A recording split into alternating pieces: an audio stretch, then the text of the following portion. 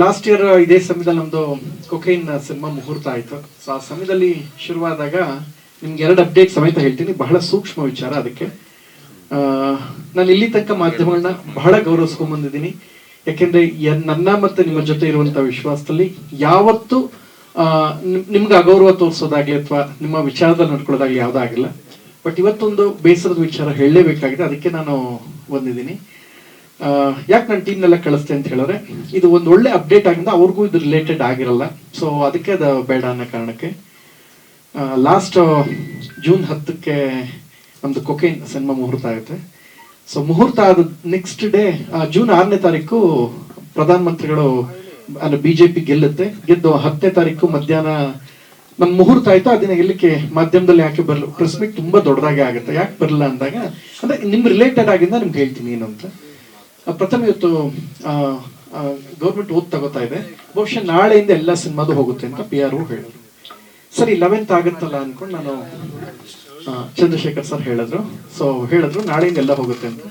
So 11th ಬೆಳಗ್ಗೆ ನಿಮ್ಗೆ ಗೊತ್ತು ಜೂನ್ 11th ಏನಾಯ್ತು ಅಂತ. ಅಂದ್ರೆ ಒಂದು ಚಿತ್ರದುರ್ಗದಲ್ಲಿ ಒಂದು ಮರ್ಡರ್ ಆಗಿದ್ದ ವಿಚಾರದಲ್ಲಿ ಬಹಳ ದೊಡ್ಡ ಇದಾಯ್ತು. ಅವತ್ತಿಂದ ಎಲ್ಲ ಸಿನಿಮಾದ ರಿಲೇಟೆಡ್ ಒಂದು 2 months ಅದೇ ಕಂಟೆಂಟೇ ಬರೋಕೆ ಶುರುವಾಯ್ತು. ನಾನು ಬಹಳಷ್ಟು ಕೇಳೋಕೆ ಶುರು ಮಾಡಿದೆ. ಆಗ ನಮ್ಮ ಪ್ರೀತಿಯ ಮಾಧ್ಯಮದವರೊಬ್ರು, ಪ್ರಥಮ ಇದ್ರ ಬಗ್ಗೆ ನಿಮ್ ರಿಯಾಕ್ಷನ್ಸ್ ಏನು ಅಂತ, ಇದು ನಿಮ್ಗೆ ಗೊತ್ತಿಲ್ಲ ಅಂತ ಹೇಳ್ತೀನಿ, ಏನ್ ನಡೀತು ಅನ್ನೋ ಅಪ್ಡೇಟ್ಗೆ. ಅದಕ್ಕೆ ನಾನೇನ್ ಕೊಡ್ಲಪ್ಪ ರಿಯಾಕ್ಷನ್, ಬಿಡಿ ಅದೆಲ್ಲ ಅಲ್ಲ. ಪ್ರಥಮ ಸಿನಿಮಾ ಪ್ರಮೋಷನ್ ಅಂದ್ರೆ ಬೇಕು, ನಿಮ್ಗೆ ಎಲ್ಲಾ ತರನು ಬೇಕು, ಇದಕ್ಕೆ ನೀವು ಉತ್ತರ ಕೊಡೋದು ಬೇಡವಾ? ನಾವೇನೋ ಒಂದು ಅಟ್ಲೀಸ್ಟ್ ಒಂದು ವಿಷಯ ನಡೀತಾ ಇದೆ ಅಂದಾಗ ಅದ್ರ ಬಗ್ಗೆ ನೀವು ಬೆಳಕು ಚೆಲ್ಲಬೇಕಾದ್ರೆ ನಿಮ್ ಕರ್ತವ್ಯ ಆಗಿರುತ್ತೆ ಅಂದಾಗ, ಓಕೆ ಆಯ್ತು ಕೇಳಿದಾಗ ನಾನು ಬಹಳ ಪ್ರಾಮಾಣಿಕ ಹೇಳಿದೆ. ಗೊತ್ತಿಲ್ಲದ ಒಂದು ಸಂಗತಿ ಹೇಳ್ತೀನಿ. ನನ್ನ ಆಫೀಸ್ ಅನ್ನಪೂರ್ಣೇಶ್ವರಿ ಪೊಲೀಸ್ ಸ್ಟೇಷನ್ ಹಿಂಭಾಗ ನಮ್ಮ ಕ್ಯಾಮ್ರಾಮನ್ ಆದ ಅಣಜಿ ನಾಗರಾಜ್ ಅಂತ, ಕರ್ನಾಟಕದಲ್ಲಿ ಕ್ಯಾಮ್ರಾಮನ್.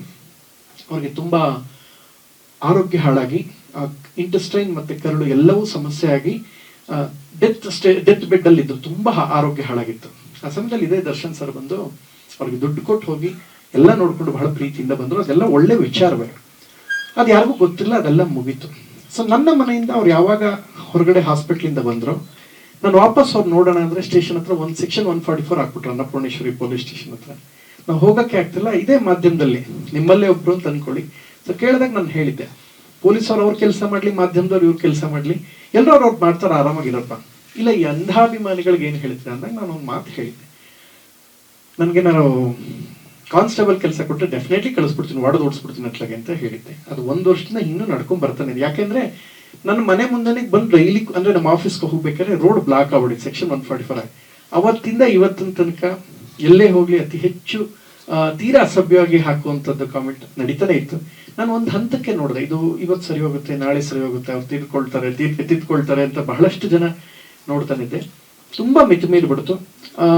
ನಾವಿನ್ನಿಗೆ ಏನ್ ಹೇಳಕ್ ಹೊರಟೆ ಅಂದ್ರೆ, ಇದು ವೆಂಕಟೇಶ್ ಸರ್ ಗಮನಕ್ಕೆ ತಗೊಂಬಂದೆ. ಮೊನ್ನೆ ಮಾತಾಡ್ತಾ ಇದ್ದಾಗ ಹಿಂಗಾಯ್ತು ಅಂದಾಗ, ನಾವು ನೀವೆಲ್ಲ ನೋಡಿರುವಂತಹ, ನಾವು ನೀವೆಲ್ಲ ಗೌರವಿಸುವಂತ ಬಹಳ ಪ್ರತಿಷ್ಠಿತ ಕುಟುಂಬದ ಅವ್ರದ್ದೆಲ್ಲ ಲೇಡಿದೆಲ್ಲ ತೀರಾ ಅಶ್ಲೀಲವಾಗಿ ಎಡಿಟ್ ಮಾಡಿ ಹಾಕೋಕ್ ಶುರು ಮಾಡ್ಬಿಟ್ರು.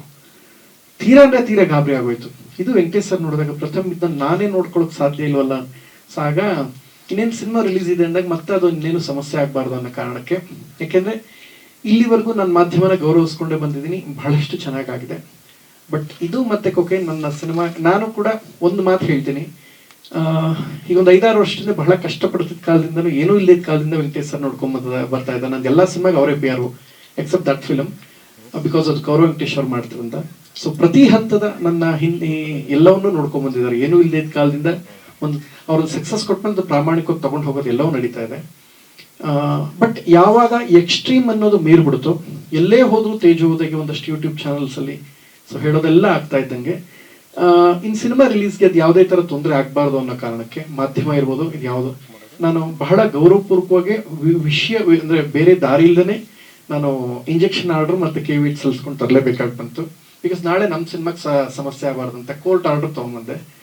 ಬಿಕಾಸ್ ಯಾವುದೇ ತರ ತೇಜೋವಧೆ ಆಗ್ಲಿ ಹೈಕೋರ್ಟ್ ಇಂದ ಆರ್ಡರ್, ಬಹಳ ರೀಸನ್ ಏನಂದ್ರೆ ನಂಗೆ ಬಹಳ ನೋವಾಗುತ್ತೆ. ಅಂದ್ರೆ ಅದನ್ನ ನಿರ್ಬಂಧಿಸೋಕೆ ಅನ್ನೋದು ತೀರಾ ಡ್ಯಾಮೇಜ್ ಮಾಡೋದು ನಿರ್ಬಂಧ. ಯಾಕೆಂದ್ರೆ ನೀವು ಕೇಳ್ಬೋದು, ಇಲ್ಲಿಂದ ನೀವು ಕ್ಯಾಮರಾ ಆಫ್ ಆದಾಗ ಬಂದಾಗ ಬೇಕಾದ್ರೆ ತೋರಿಸ್ತೀನಿ ನೋಡಿ, ಅದ್ಯಾವುದು ನೀವು ಟೆಲಿಕಾಸ್ಟ್ ಮಾಡೋದಿರ್ಲಿ ನೋಡೋಕ್ಕೂ ಸಾಧ್ಯವಿಲ್ಲದಷ್ಟು ವಿಕೃತವಾಗಿ ಅವ್ರು ಇನ್ನೂ ಮಾಡ್ಕೊಳ್ತಾನೆ ಇರೋದ್ರಿಂದ ನಾವು ಗೌರವಿಸುವಂತ ಹಿತವನ್ನು ನಾವು ಕಾಪಾಡಬೇಕಾಗತ್ತೆ. ಈಗ ಇಟ್ಲಿ ಸ್ಟಿಲ್ ಸಾಂಗ್ ಆಯ್ತು, ಇಲ್ಲಿ ಕೂತಿರ್ತಾರೆ. ನಾನು ಯಾಕೆ ಇವ್ರನ್ನೆಲ್ಲ ಯಾಕೆ ಕಳಿಸ್ತೆ ಅಂದ್ರೆ, ಇಲ್ಲಿ ನನ್ನ ಜೊತೆ ಸಂತು ಕೂತಿರ್ತಾರೆ, ಹರೀಶ್ ರಾಜ್ ಇರ್ತಾರೆ, ನಿಖಿತಾ ಅವ್ರು ಇರ್ತಾರೆ. ನಾಳೆ ಇನ್ನೊಂದೇನೋ ಒಂದು ಇನ್ಯಾವುದೋ ವಿಚಾರದ ಪೋಸ್ಟರ್ ಇನ್ಯಾವುದನ್ನು ಟ್ರೋಲ್ ಆಗ್ಬಾರ್ದಲ್ವಾ. ಸೊ ಅದಕ್ಕೋಸ್ಕರ ಇಂಜೆಕ್ಷನ್ ಆರ್ಡರ್ ಮತ್ತೆ KVIT ಸಲ್ಲಿಸ್ಕೊಂಡ್ವಿ. ಸಿನಿಮಾ ಯಾವುದೇ ಸಮಸ್ಯೆ ಆಗಬಾರ್ದು ಅಂತ ನಿಮ್ಮನ್ನ ನಾನು ನಿರ್ಬಂಧಿಸ್ತಾ ಇದ್ದೀನಿ ಅಂತ ದಯಮಾಡಿ ಭಾವಿಸ್ತೆ. ಯಾಕೆಂದ್ರೆ ತೀರಾ ಎಕ್ಸ್ಟ್ರೀಮಿಟಿಗೆ ಹೋದಾಗ ಅದನ್ನ ಏನಾಗಿದೆ ಕನಿಷ್ಠ ಒಂದು 500 ಇಂದ 800 ಸ್ಕ್ರಾಲ್ ಮಾಡಕ್ಕಾಗದೆ ಇದೇ ನಿಮ್ PR ವೆಂಕಟೇಶ್ವರ್ ಆಗಲ್ಲಪ್ಪ ನನ್ನ ಕೈಲಿ ನೋಡಕ್ಕೆ ಅಂತ ಹೇಳಿದ್ಮೇಲೆ ನಾನು ಅದು ಆಕ್ಚುಲಿ ಹೈಕೋರ್ಟ್ ಜಡ್ಜ್ ಹತ್ರ ಹೋಗಿ ಅವ್ರು ನೋಡಿ ಎಲ್ಲವನ್ನು ಮಿತಿ ಮೀರಬಾರ್ದು ಯಾವತ್ತು. ಸೊ ಬಹಳಷ್ಟು ಜನ ಅನ್ಕೊಳ್ತಾರೆ ಇದರಿಂದ ನನಗೇನು ತೇಜೋದೆ ಏನೂ ಆಗಿಲ್ಲ, ಬಹಳ ಇದು ನಂಗೇನೋ ಡ್ಯಾಮೇಜ್ ಆಯ್ತು ಅಂದ್ರೆ ನೋ, ಅಕಸ್ಮಾತ್ ಮಾಡೋಗ್ ನಾನು ಹೇಳೋಂಥ ಮಾತು ಖಂಡಿತ ನನಗೆ ಏನೂ ಮಾಡ್ಕೊಳಕ್ಕಾಗಿಲ್ಲ.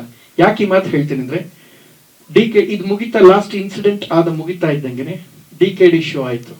DKD highest payment Shivanna Rakshit ಇದು ಹೇಳಬಾರ್ದು ನನಗೆ ಕೊಟ್ರಪ್ಪ. ತುಂಬಾ ದೊಡ್ಡ ಮಟ್ಟದ ಯಾವುದೇ ಇನಾಗ್ರೇಷನ್ ಇದ್ರು ಅವ್ರು ನನ್ ಕರೀತಾರೆ, ಯಾವುದೇ ತರ ಸಮಸ್ಯೆನೂ ಆಗಿಲ್ಲ. ಬಟ್ ಮಿತಿ ಮೀರೋ ಎಲ್ಲೇ ಹೋದ್ರು ಮುಖದ ಮುಂದೆ ಬಂದು ಕೂಗ್ದಾಗ ನಾನು ಹೇಳಲೇಬೇಕಾಗತ್ತೆ. ಈಗ ಕೂತ್ಕೊಂಡು ಯಾರ ನಿಮ್ಗೆ ಹಿರಿಯ ನಟ ಬಾಲಕೃಷ್ಣ ಅವ್ರ ಬಗ್ಗೆ ನಿಮ್ಮ ಒಪಿನಿಯನ್ ಏನು ನಾನು ಹೃದಯದಿಂದ ಹೇಳ್ತೀನಿ, ಲೀಲಾವತಿ ಅವ್ರ ಬಗ್ಗೆ ಕೇಳಿದ್ರೆ ಹೇಳ್ತೀನಿ. ಹಾಗಾದ್ರೆ ಅವ್ರ ಬಗ್ಗೆ ಕೇಳಿದ್ರೆ ನಾನು ಪ್ರೀತಿಯಿಂದ ಹೇಳ್ತೀನಿ. ಮುಖದ ಮುಂದೆ ಕೂಗ್ದಾಗ ನಾವು ವಿರೋಧಿಸಿರೋದುಂಟು, ಅದಕ್ಕೆ ನಾನು ಪ್ರಬಲವಾಗಿ ಹೇಳಿರೋದು ಉಂಟು. ನಮ್ಗೆ ಯಾರ ಮೇಲೂ ಅಸಮಾಧಾನ ಇಲ್ಲ. ಬಟ್ ಎಕ್ಸ್ಟ್ರೀಮ್ ಅನ್ನೋದು ನೀವು ಮಾಡ್ತಾ ಇದ್ದಾಗ ನಾವು ನಿರ್ಬಂಧ ತರಲೇಬೇಕಾಗತ್ತೆ ಮಾಧ್ಯಮಗಳಿಗೆ. ಯಾಕೆಂದ್ರೆ ಈ ಸಿನಿಮಾ ಎರಡೂ ಇರೋ ತನಕ ಇವ್ರು ಯಾವ ಹಂತಕ್ಕೆ ಬೇಕಾದ್ರೆ ಹೋಗ್ಬೋದು ಅನ್ನೋ ಕಾರಣಕ್ಕೆ ತಂದಿದ್ದೀವಿ ಹೊರತು ನಿಮ್ಮನ್ನ ಯಾರದೇ ಕಾರಣಕ್ಕೂ ಅಗೌರವಿಸೋದಾಗ್ಲಿ ಅಥವಾ ನಿಮ್ಗೆ ನಿರ್ಬಂಧ ತರೋದಾಗ್ಲಿ ಇದು ಯಾವ ಉದ್ದೇಶ ನಂದಿಲ್ಲ. ದಯಮಾಡಿ ಇದನ್ನೆಲ್ಲ ತಾವು ಅರ್ಥ ಮಾಡ್ಕೊಳ್ತೀರಾ ಅಂತ ಭಾವಿಸ್ತೀನಿ. ಆಕ್ಚುಲಿ ಇವತ್ತು ಲಾಯರ್ ಸರ್ ಕೂಡ ಬರ್ಬೇಕಾಯ್ತು, ಎಲ್ಲ ಆಗಿತ್ತು. ಕಡೆಗಳಿಗೆ ಏನಾಯ್ತು ಅಂದ್ರೆ ಅವರ ವೈಫ್ ಕಡೆ ಅವ್ರದ್ದೊಂದು ಸಣ್ಣ ಕಾರ್ಯಕ್ರಮ ಇದರಿಂದ ನಾನು ನಾಳೆದಕ್ಕೆ ಜಾಯಿನ್ ಆಗ್ತೀನಿ. ಸೊ ಇದು ಕೋರ್ಟ್ ಆರ್ಡರ್ ಶೀಟ್ ಆಲ್ರೆಡಿ ನಾನು ವೆಂಕಟೇಶ್ ಸರ್ಗೆ ಆಲ್ರೆಡಿ ಕೊಟ್ಟಿದ್ದೀನಿ. ಸೊ ದಯವಿಟ್ಟು ಇದನ್ನ ಅನ್ಯತಾ ಭಾವಿಸ್ತೆ. ನಾನು ನಿಮ್ಮನ್ನ ಇದು ರಿಕ್ವೆಸ್ಟ್ಗಾಗಿ ಯಾಕೆ ಕೇಳ್ಕೊತಾ ಇದ್ದೇನೆ, ನಿಮ್ಮನ್ನ ನಿರ್ಬಂಧಿಸಿ ಯಾವ ಪ್ರಪಂಚದಲ್ಲಿ ಒಂದು ಹೇಳ್ತೀನಿ ಕೇಳಿ. ಯಾರು ಕೇಳಿದ್ರೆ ಏನ್ರಿ ಮೀಡಿಯಾ ಅಂತ ಕೇಳಿದ್ರೆ ಮೀಡಿಯಾ ನನ್ನ ಕಿರೀಟಕ್ಕೆ ಸಮಾನ ಅಂತ ಹೇಳ್ತೀನಿ. ಯಾಕಂದ್ರೆ ಎಲ್ಲಿ ಹೋದ್ರು ನಾನು ಹೋದ ಕಡೆಗೆಲ್ಲ ಕ್ಯಾಮ್ರಾ ಹಿಡಿದವ್ರು ನೀವು ಹಿಡಿದಿರೋದಕ್ಕೆ ಇವತ್ತು ನಾನು ಅನ್ನ ತಿಂತಾ ಇದ್ದೀನಿ, ನಿಮ್ಮಿಂದ ಬದುಕಿದ್ದೀನಿ. ಬಟ್ ನಂದು ಯಾವೆರಡು ಸಿನಿಮಾ ರಿಲೀಸ್ ತನಕ ನಾನು ವಿಧಿ ಇಲ್ಲದೆ ಯಾವುದೇ ತರ ತೇಜೋವಧೆಗಾಗ್ಲಿ ಅಥವಾ ಯಾವುದೇ ಡ್ಯಾಮೇಜ್ ಮಾಡೋದಾಗ್ಲಿ ಸಿನಿಮಾ ನೆಕ್ಸ್ಟ್ ಬಿಸ್ನೆಸ್ಗಳಿಗೆ ಎಫೆಕ್ಟ್ ಆಗಬಾರ್ದು. ಯಾಕೆಂದ್ರೆ ನಾನು ಯಾವುದೋ ಚಾನಲ್ ಕೊಡಬೇಕು ಅಂತ ಬಹಳ ಪ್ರಯತ್ನ ಪಟ್ಟು ಇಷ್ಟು ಕಷ್ಟಪಟ್ಟು ಸೆನ್ಸಾರ್ UA ತಗೊಳ್ಳೋದ್ರಲ್ಲಿ ನನ್ನ ಪರಿಶ್ರಮ ಬಹಳ ದೊಡ್ಡ ಮಟ್ಟದಲ್ಲಿದೆ. ಇವತ್ತೊಂದು ಬಿಗ್ ಬಾಸ್ ಗೆಲ್ಸ್ಕೊಟ್ಟಿದ್ರೆ ಅಂದಾಗ ನಾನು ಅದನ್ನ ಹಾಯ್ ಫ್ರೆಂಡ್ಸ್, ಹಲೋ ಫ್ರೆಂಡ್ಸ್, ಯೂಟ್ಯೂಬಲ್ಲಿ ಬ್ಲಾಗ್ ಮಾಡ್ತಾ ಇದ್ದೀನಿ ಫ್ರೆಂಡ್ಸ್, ಬಂದ್ಬಿಡಿ ಫ್ರೆಂಡ್ಸ್ ನೋಡಿದ್ರ ಅಂತ ಮಾಡ್ಕೊಂಡಿಲ್ಲ. ನಾನು ಹಾಯ್ ಫ್ರೆಂಡ್ಸ್, ನಾನು ಅಲ್ಲುಜ್ಜಕ್ಕೆ ಹೋಯ್ತೀನಿ, ನಾನು ಬಟ್ಟೆ ತಗೊಂಡ್ರೆ 50,000 ರೂಪಾಯಿ ನಿಂಗೆ ಸಾಕಾಗೋದೇ ಇಲ್ಲ, ನಮ್ಮಮ್ಮ ಕಟ್ಟಿರೋ ಫ್ರೆಂಡ್ಸ್, ಇದು ಯಾವುದು ನಾನು ಮಾಡಲ್ಲ. ನೀವು ಕೊಟ್ಟಿರೋದನ್ನ ಒಂದು ಅವಕಾಶನ ಕನಿಷ್ಠ 100 ಕುಟುಂಬ ಊಟ ಮಾಡ್ತಾ ಇದ್ದಾರೆ. ನನ್ಗೆ ಹೆಮ್ಮೆ ಇದೆ, ಖುಷಿ ಇದೆ. ನನ್ನ ಸ್ನೇಹಿತ ಕೇಳಿದ ತಕ್ಷಣ ಬಂದು ಯಾಕೆ ಮಾಡ್ದ, ಅವ್ನಿಗೆ ಏನ್ ಮಾಡ್ಬೇಕು ನಾನು ಮಾಡಿದ್ದೀನಿ. ಅವ್ನು ಯಾವುದೋ ಶೋಸ್ 2 ಇವೆಂಟ್ಗೆ ನಾನು ಬಹಳ ಪ್ರೀತಿಯಿಂದ ಒಂದಕ್ಕೆ ನಾನು ಕೂಡ ಹೋಗಿದ್ದೀನಿ. ಇದು ಒಬ್ರಿಗೊಬ್ರು ಪ್ರೀತಿಸುವಂತ ರೀತಿ. ಬೆಳಗ್ಗೆ ಹೇಳಿದೆ, ಇದ್ದಕ್ಕಿದ್ದಾಗೆ ಫೋನ್ ಮಾಡಿದೆ, ಗೆಳೆಯ ಈ ತರ ಪ್ಲಾನ್ ಮಾಡ್ತಾ ಇದ್ದೀನಿ ನಡಿ, ನಿಂದು ನನ್ನ ಮತ್ತು ಅವನ ಮಧ್ಯೆ ದುಡ್ಡಿನ ವ್ಯವಹಾರವೇ ಇಲ್ಲ. ಬಟ್ ಮಿಕ್ಕಿದ್ದೆಲ್ಲ ಏನೇನ್ ಮಾಡ್ಬೇಕು ಮಾಡಿರ್ತೀವಿ ಅಂದಾಗ 100 ಕುಟುಂಬದ ಹಿತ ಒಂದ್ ಸಿನಿಮಾ ಪ್ರೊಡಕ್ಷನ್ ಇದ್ದೇ ಇರುತ್ತೆ. ಅಂಡ್ ಬಹಳಷ್ಟು ಜನ ಏನ್ ಮಾಡ್ಬೇಕು ಅನ್ಕೊಂಡ್ರೆ ಅದಕ್ಕಿಂತ ಹೆಚ್ಚು ದುಡಿಮೆ ಗಳಿಸಿದೀವಿ. ಬಿಕಾಸ್ ಲಾಸ್ಟ್ ಇಯರ್ ಈ ಇನ್ಸಿಡೆಂಟ್ ಆದ್ಮೇಲೆ ಇನ್ನೂ ಮಾಡ್ಕೊಂಡು ಹೋಗ್ತಾ ಇದಾರೆ. ಅಂದ್ರೆ ಕೃಷ್ಣ ಮಹಾಭಾರತದಲ್ಲಿ ಒಂದು ಮಾತು ಹೇಳ್ತಾರೆ, ಕ್ಷಮಾಗುಣಂ ಸತ್ರಾನಾಂ ಭೂಷಣಂ ಕ್ಷಮ ಅಂತ. ಪ್ರಪಂಚದಲ್ಲಿ ಅತಿ ದೊಡ್ಡ ಗುಣನೇ ಕ್ಷಮಿಸೋದು. ನಾನು ಅವ್ರನ್ನೆಲ್ಲ ಕ್ಷಮಿಸಿದ್ದೀನಿ. ಅವ್ರು ಇನ್ನೂ ತುಂಬಾ ಎಕ್ಸ್ಟ್ರೀಮ್ ಮಾಡ್ಕೊಂಡು ಅಂಡ್ ದೊಡ್ಡವರಾಗಿರೋರು ಅವರು ಕೂಡ ಕ್ಷಮಿಸಿದ್ರೆ ಅದು ದೊಡ್ಡತನ ಇನ್ನೂ ದೊಡ್ಡದಾಗಿ ಹೋಗುತ್ತೆ. ಜನಗಳಿಂದ ನಾವು ಬದುಕ್ತಾ ಇರ್ತೀವಿ. ತೀವ್ರವಾಗಿ ನನಗ್ ಮಾಡದೇ ಇರೋ ಪರವಾಗಿಲ್ಲ, ತುಂಬಾ ದೊಡ್ಡದಾಗಿ ಅಶ್ಲೀಲವಾಗಿ ನೀವೆಲ್ಲರೂ ಪ್ರೀತಿಸುವಂತ, ನೀವೆಲ್ಲರೂ ಗೌರವಿಸುವಂತ ಕುಟುಂಬದವ್ರನ್ನ ಜೊತೆ ಆ ಲೇಡೀಸ್ನ ತೀರಾ ವಿಕೃತವಾಗಿ ಟ್ವಿಟರ್ಲಿ ಪೋಸ್ಟ್ ಮಾಡ್ಬಿಟ್ರೆ ಬಹಳ ಕಷ್ಟವಾಗುತ್ತೆ. ಇದನ್ನ ನೋಡ್ತಿರ್ತೀರಾ, ನೀವೇನ್ ನೋಡಲ್ಲ ಅಂತಲ್ಲ, ಯಾರಿರ್ತೀರ ಅವ್ರಿಗೊಂದು ಮಾತು ಹೇಳ್ತೀನಿ ಬಹಳ ಸೂಕ್ಷ್ಮವಾಗಿ. ನಿಮ್ಗೆ ಯಾರ್ಯಾರು ಏನೇನ್ ಮಾಡ್ತಾರೆ ಎಲ್ಲವೂ ಗೊತ್ತಿರುತ್ತೆ ಸರ್. ದಯಮಾಡಿ ನೀವು ಒಂದ್ ಮಾತು ಎಚ್ಚರ ವಹಿಸಿದ್ರಿ, ಒಂದ್ ಮಾತು ಅವ್ರಿಗೆ ಹೇಳಿದ್ರೆ ಎಲ್ರಿಗೂ ಒಳ್ಳೇದಾಗುತ್ತೆ ಸರ್. ಇದು ನಾನು ಯಾರು ಹೇಳ್ಬೇಕು ಅವ್ರು ಬಹಳ ಪ್ರೀತಿಯಿಂದ ಗೌರವಪೂರ್ವಕವಾಗಿ ಹೇಳ್ತಾ ಇದ್ದೀನಿ. ಎಲ್ಲ ಟ್ರಾಲು ತಾವು ನೋಡ್ತೀರಾ ಅಂದ್ಮೇಲೆ ನೀವು ಕೂಡ ಒಂದ್ ಮಾತು ಹೇಳಿ, ಹಿಂಗ್ ಯಾವ್ದು ಮಾಡ್ಬೇಡ್ರಪ್ಪ, ಆರಾಮಾಗಿರೋ ಅಂತ ಎಲ್ರಿಗೂ ಹೇಳಿದ್ರೆ ಎಲ್ಲ ಚೆನ್ನಾಗಿ ಬದುಕ್ತಾರೆ, ಎಲ್ರೂ ಚೆನ್ನಾಗಿರ್ತೀವಿ. ನನಗೇನಿಲ್ಲ, ನಿಮ್ಮ ಎಲ್ಲಾ ಚಾನೆಲ್ಸ್ಗೂ ಇವತ್ತು ಬಲವಂತವಾಗಿ ನನಗೆ ನೋವಿನ ಮನಸ್ಸಿನಿಂದ ಇದನ್ನು ತಂದಿದ್ದೀನಿ. ಯಾಕೆಂದ್ರೆ ನೀವು ಇಲ್ಲಿ ಅನ್ಕೋಬಹುದು, ಹೋದ ತಕ್ಷಣ ಒಂದ್ ಕೆಲಸ ಮಾಡಿ, ನಿಮ್ ವೆಂಕಟೇಶ್ ಸರ್ನ ಕೇಳಿ ಅದು ತೀವ್ರತೆ ಏನಿತ್ತು ಅಂತ ಅವ್ರು ನೋಡಿ. ಪ್ರಥಮದಿಂದ ನನಗೆ ಫೋನಲ್ಲಿ ನಾನು ನೋಡಕ್ಕಾಗ್ತಿಲ್ಲ ಅಂತ ಹೇಳಿದಷ್ಟು ವಿಕೃತತೆ ಮೀರಿದಾಗ ನಾನು ತರಬೇಕಾಗಿ ಬಂತು. 2 ಸಿನಿಮಾದ ಉಳಿಸ್ಕೋಬೇಕಾದ ಅನಿವಾರ್ಯತೆ ನಂಗೆ ಇರೋದ್ರಿಂದ ನಾನು ಇಂಜೆಕ್ಷನ್, ನೀವು ನೋಡಿದಂಗೆ ಬಹುಶಃ ಅದು MLA ತರ್ತಾರೆ, ಮಿನಿಸ್ಟರ್ ತರ್ತಾರೆ ಅಂದ್ರೆ ಇವತ್ತು ತರೋದಕ್ಕೆ ಈ ಕಾರಣ ಆಗಿದೆ. ಎಲ್ಲವೂ ಹೇಳಿದ್ದೀನಿ. ಇದರಲ್ಲಿ ನಿಮ್ಮನ್ನ ಅಗೌರವಿಸ್ಬೇಕು ಅನ್ನೋ ಯಾವ ಉದ್ದೇಶವೂ ನಂಗಿಲ್ಲ. ಏನಾದ್ರು ಕೇಳೋದಿದ್ರೆ ಕೇಳ್ಬೋದು, ದಯವಿಟ್ಟು ಕನ್ಸಿಡರ್ ಮಾಡಿ. Thank you. ಅವ್ರಿಗೆ ನಾನು ಹೇಳ್ತಾ ಇರೋದನ್ನ, ಅವರೆಲ್ಲರೂ ಅರೆಸ್ಟ್ ಆಗಿದ್ದಾರೆ. ಅಂದ್ರೆ ಇನ್ನು ರಿಲೀಸ್ ಸಮಯದಲ್ಲಿ ಜಾಸ್ತಿ ಮಾಡ್ತಾರೆ ಅಂತ ಹೇಳಿದ್ ನಾನು. ನನಗೇನಿಲ್ಲ ಅಣ್ಣ, ಯಾರು ಮಾಡಿದಾರೋ ಮತ್ತೆ ರಿಲೀಸ್ ಸಮಯಕ್ಕೆ ಸಮಸ್ಯೆ ಆಗ್ಬಾರ್ದು ಅಂತ ನಾನು ಮತ್ತೆ ಹೇಳಿದ್ದೀನಿ. ವಿನಯಪೂರ್ವಕವಾಗಿ ಮಾಧ್ಯಮದವ್ರನ್ನ ಒಲ್ಲದ ಮನಸ್ಸಿಂದ ರಿಕ್ವೆಸ್ಟ್ ಮಾಡ್ಕೋತಾ ಇದ್ದೀನಿ ಅಂತ ಹೇಳಿದೆ. ವಿಧಿ ಇಲ್ಲ, ನಾನು ಕ್ಷಮೆ ಕೇಳಿ ಮಾಡ್ತಾ ಇದ್ದೀನಿ. ಯಾಕೆಂದ್ರೆ ನಂಗೆ ಇದು ಮಾಡೋಕೆ ಇಷ್ಟ ಇಲ್ಲ, ನನ್ನ ಅಸ್ತಿತ್ವ ಉಳಿಸ್ಕೋಬೇಕಾಗಿದೆ, ಮಾಡ್ತಾ ಇದ್ದೀನಿ ಅಷ್ಟೇ.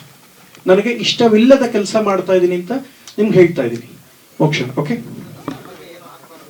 ಇಲ್ಲ, ನನ್ನ ತೇಜೋವಧೆ ಡ್ಯಾಮೇಜ್ ರಿಲೇಟೆಡ್ ಸಿನಿಮಾ ಬಗ್ಗೆ ಯಾಕೆ ಹಾಕ್ಬಾರ್ದು ಅಂತ ಹೇಳ್ತೀನಿ ಸರ್. ಯಾರಾದ್ರೂ ಈಗ ಒಂದು ಅನ್ನೆಸೆಸರಿ ಪ್ರೆಸ್ ಮೀಟ್ ಮಾಡೋದು, ಡೌನ್ ಸಿನಿಮಾಗೆ ತೊಂದರೆ ಆಗ್ಬೇಕು. ಯೂಟ್ಯೂಬ್ ಈಗ ಹೆಂಗಾಗೋದು ಗೊತ್ತಾ, ಒಂದು ಯೂಟ್ಯೂಬ್ ಚಾನಲ್ ಇಟ್ಕೊಂಡು ಮೊಬೈಲ್ ಯಾವನ ನೀನು ಹಂಗ ಕಣ ಹಿಂಗೆಲ್ಲ ಹೇಳೋದು ಜಾಸ್ತಿ ಆಗ್ತದೆ. ಇದಿರ್ಬೋದು, ಇದನ್ನ ಮಾಧ್ಯಮದಲ್ಲಿ ಹಾಕ್ತಾರೆ. ಮಾಧ್ಯಮ ಅಲ್ಲ ಸರ್, ಜಾಯಿಂಟ್ ಸರ್ ಹಂಗಲ್ಲ, ದಯಮಾಡಿ ನನ್ಗೆ ಫುಲ್ ಹೇಳೋ ಅವಕಾಶ ಕೊಡಿ. ಜಾನ್ ಡಿ ಆರ್ಡರ್ ಅಂದ್ರೆ ಎಲ್ಲರಿಗೂ ಸೇರ್ಸಿ ಅವ್ರು ಕೊಟ್ರು, ವಿಧಿ ಇಲ್ಲದೆ. ಯಾಕೆಂದ್ರೆ ಕೆಲವುದ್ರಲ್ಲಿ ಬಂದಿರುವಂತ ಡಾಕ್ಯುಮೆಂಟ್ ಸಹಿತ ಕೊಟ್ಟಿದ್ದೀನಿ ಸರ್, ನಾನು ಹಂಗೆ ಹೇಳಿಲ್ಲ ಎಲ್ಲ. ಹೇಳಿ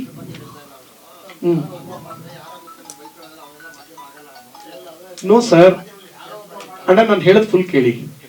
ಅದೇನ್ ಕೊಟ್ಟಿದ್ದಾರೆ ಹೇಳ್ತೀನಿ. ಕನಿಷ್ಠ 200 ಇನ್ಸ್ಟಾಗ್ರಾಮ್ ಚಾನಲ್ಸ್ ಇಂದ, ಒಂದು 40 ಯೂಟ್ಯೂಬ್ ಚಾನಲ್ಸ್ ಇಂದ, ಫೇಸ್ಬುಕ್, ಇದೆಲ್ಲವೂ ಆದ್ಮೇಲೆ ಈ ಕಂಟೆಂಟ್ ಏನಾಯ್ತು, ಕೆಲವು ಚಾನಲ್ ಪ್ರಸಾರವಾಯ್ತು. ಅದಷ್ಟು ಸೆಗ್ಮೆಂಟ್ ನ ದಾಖಲೆ ಸಮೇತ ನಾನು ಕೋರ್ಟ್ ಪ್ರೊಡ್ಯೂಸ್ ಮಾಡಿದ್ದೀನಿ. ಅಂಡ್ ನಾನೇನು ಹೇಳ್ತೇನೆ, here is the order sheet. ಅವರು ಸುಮ್ಮನೆ ಕೊಡಲ್ಲ.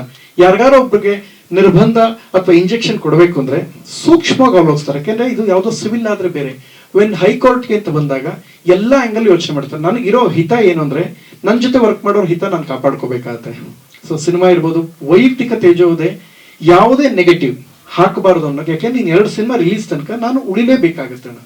ನಾನು ತಗೊಂಡಿರೋ ಚಾಲೆಂಜಸ್ ನಾನು ನಿಮ್ಗೆ ಏನ್ ಹೇಳ್ದೆ ಹೇಳಿ ಗಮನಿಸಿದ್ರ, ಒಲ್ಲದ ಮನಸ್ಸಿಂದ ತೀವ್ರ ನೋವಿಂದ ಕ್ಷಮೆ ಕೇಳಿ ಇದನ್ನ ಮಾಡ್ತಾ ಇದ್ದೀನಿ. ಎಲ್ಲ ಚಾನಲ್ಸ್ ಐತೆ. ಯಾಕೆಂದ್ರೆ ಕೆಲವುದ್ರಲ್ಲಿ ಬಂತದು, ಸೊ ಅವ್ರು ಕಳಿಸಿದ್ರು ಅದಕ್ಕೆ ಬಂತು. ಅಂದ್ರೆ ತೇಜೋವಧೆ ರಿಲೇಟೆಡ್ ನಿಮ್ ಸಂಬಂಧ ಇಲ್ಲ ಅಣ್ಣ, ನೀವು ಮಾಡಲ್ವಲ್ಲ, ನಿಮ್ಗೆ ಯಾಕೆ ಬರ್ತದೋ? ಮಾಡಿದವ್ರಿಗೆ ಅದು ಅನ್ವಯಿಸುತ್ತೆ. ನನ್ನ ನಿರ್ಬಂಧ ವಿಧಿ ಇಲ್ಲದೆ ನೋವಿಂದ ತಂದಿದ್ದೀನಿ. ದಯವಿಟ್ಟು ಸಹಕರಿಸಿ. Thank you.